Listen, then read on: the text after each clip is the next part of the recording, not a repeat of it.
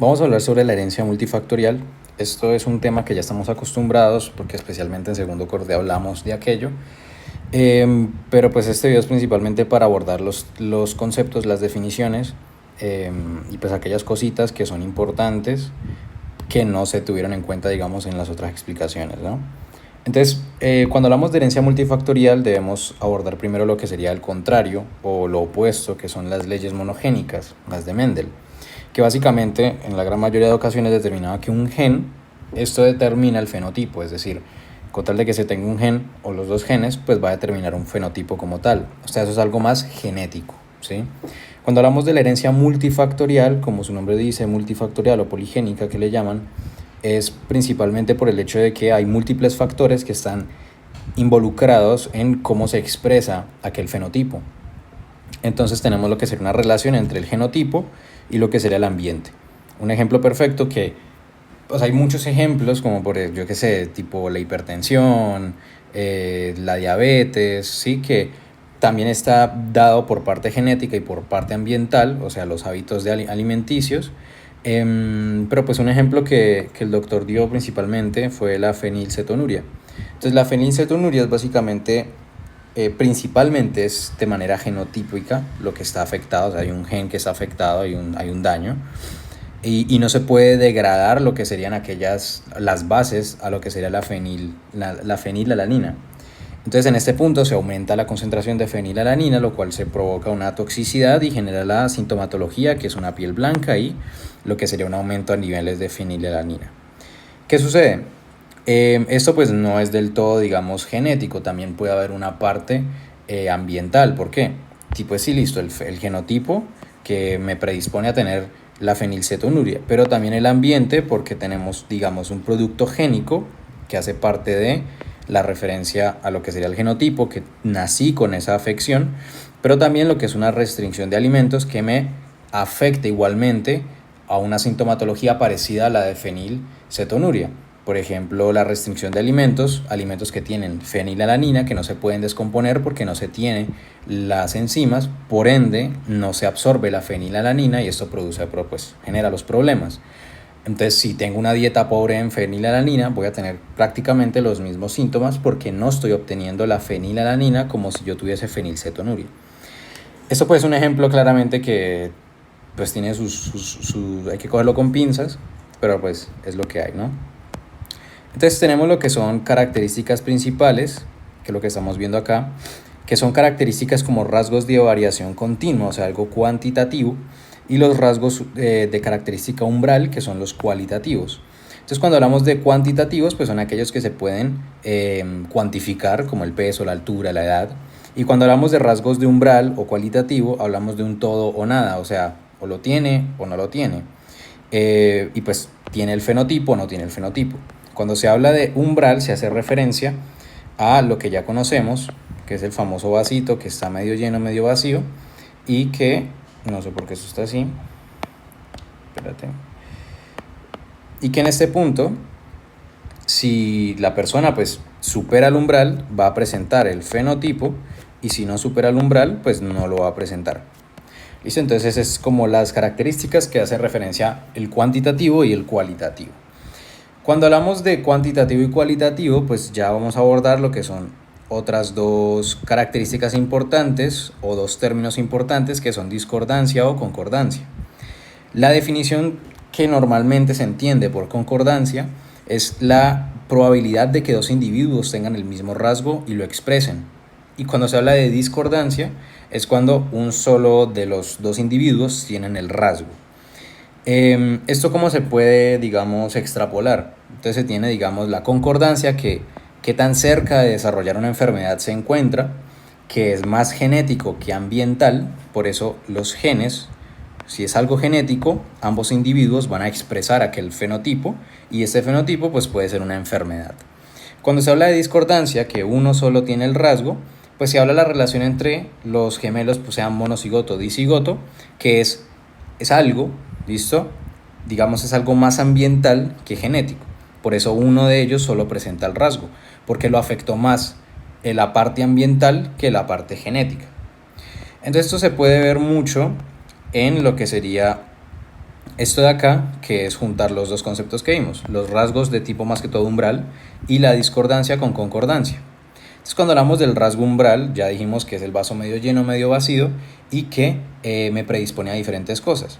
Por ejemplo, digamos que tenemos algo, pues algo que ya conocemos, que es el paladar hendido, que es un defecto de nacimiento que principalmente el feto, pues bueno, el bebé nace con lo que será un defecto a nivel del paladar y esto genera una secuencia y principalmente ocurre pues porque hay un defecto en la fusión de los procesos laterales, ¿no? Y esto principalmente se ve, digamos, afectado, sea si son genéticos o sea si son ambientales. Entonces recordemos que cuando hablamos de monocigotos tienen una similitud en su genoma de un 100% versus si son dicigotos que tienen una similitud casi del 50 o 60%, no recuerdo muy bien. Pero entonces hay una gran diferencia entre la genética parecida o similar entre los monocigotos a los dicigotos. ¿Qué sucede? Normalmente cuando se tiene lo que es la concordancia, que es la probabilidad, lo que hemos dicho acá, la probabilidad de que dos individuos tengan el rasgo es aproximadamente del 30%. ¿De qué? De que desarrollen paladar hendido. Diferente a los dicigotos que pues ocurre en un 5%, ¿no? Ya para finalizar tenemos otro ejemplo que sería, digamos, la estenosis pilórica, que cuando hablamos de la estenosis pilórica estamos hablando de lo que sería, perdón por la dislexia, lo que sería pues aquella hipertrofia del píloro que genera lo que sería, digamos, en los bebés, en los recién nacidos, ese famoso vómito que es como expulsivo, explosivo que le llaman, ¿no? Tenemos lo que sería la frecuencia que predomina en hombres y la razón es bastante simple y por eso está esta vaina acá que ya se las explico, pero el concepto radica en que si el papá, o sea el padre, tiene una hija, la afección va a ser mucho más leve y mucho más suave, por ende no va a ser tan grave a la hora de manejarla. De por sí la sintomatología no es tan radical, diferente a si la mamá tiene un hijo, o sea la madre tiene un hijo, por ende va a ser mucho más duro y el riesgo es mucho mayor. ¿Listo? Entonces esto principalmente se describe como que tiene mucho, digamos que tiene mucho y necesita poco, y también lo que sería que tiene poco y necesita mucho. ¿Me explico? Si estamos hablando de... Eso se explica, digamos, con X y Y, pues por la herencia, ¿no? Pero digamos que la madre tiene X y tiene X acá. ¿Listo? Y digamos que la madre tiene un hijo. Entonces la madre pone un X, digamos que el X azul es el que está malo, y el padre pues va a poner el Y, ¿no? Por acá está el padre. ¿Qué sucede? Solo hay un X. Por ende, si solo hay un X, no hay otro X que lo contrarreste y en este punto tenemos no un exceso, pero tenemos una carga mayor de aquella, digamos, de aquel defecto genético. Por ende va a ser mucho más grave. Versus si se tiene, por ejemplo, lo que sería, digamos, borro esto acá, lo que sería el papá, que tenemos azul es malo, tenemos X y tenemos Y, le pasa el X, pero tenemos una niña, entonces le pasa al otro X, la madre.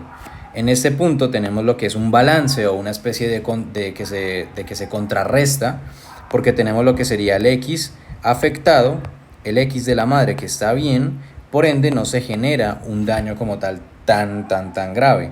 ¿Qué quiere decir esto? De que ella necesita más, pero el hombre solo le pasa poco, entonces el hombre le pasa poco y ella necesita más, versus el hombre que habíamos dicho que quedaba tal que así, que ella tiene mucho, o sea la mamá tiene mucho porque tiene X y X y uno de ellos está malo, y él necesita poco porque solo necesita un X. Entonces una manera de comprenderlo, el doctor nos lo explicó con números, pero pues pienso que es más gráfico y más didáctico hacerlo de esta manera porque uno ya está más acostumbrado al tipo de herencia, pero pues recordar eso, ¿no? Entonces cuando hablamos de riesgos, ya dijimos de que si es la mamá el que tiene un hijo por términos de cantidad, hay un riesgo mayor, por ende la estenosis pilórica va a ser mucho más fuerte. Ahora estos riesgos tienen lo que sería una definición que en la herencia multifactorial se describe como unos riesgos de adquisición empírica, es decir, son riesgos que son fueron adquiridos de manera empírica porque no se puede determinar los riesgos. ¿Esto es por qué? Porque principalmente lo que sucede es que como es herencia multifactorial, hay múltiples factores que están afectando el tipo de la expresión del fenotipo. Esto va a desembocar, bueno, a desembocar no, va a llevarnos a un camino sin salida de no saber por dónde agarrar por el hecho de que son múltiples factores. Entonces, por eso no tiene como tal, digamos, un tipo de riesgo determinado. No es como que se pueda hacer poblaciones o subgrupos para clasificarlos. Diferente, por ejemplo, una herencia mendeliana, que es monogénica. Entonces, por eso se habla de un riesgo de adquisición empírica como tal. Y principalmente eso sería, ¿listo? También hay que recalcar que hay algo llamado el WAS, creo que se escribe el WAS. Que el WAS principalmente es una manera es una manera en la cual se estudia todo lo que tiene que ver con la herencia multifactorial, ¿listo? Entonces, cuando se habla de esto, se habla básicamente de que hay diferentes polimorfismos y se comparan aquellos polimorfismos y se determina de si aquel polimorfismo o aquella afección o aquella modificación genética está o no está influyendo en el pronunciamiento de la enfermedad. Es decir, si tenemos, digamos, un polimorfismo,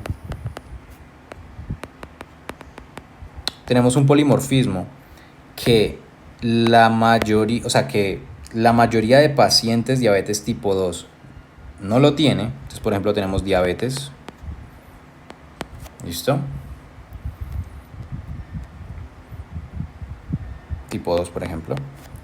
Si el polimorfismo en los pacientes, si este polimorfismo específicamente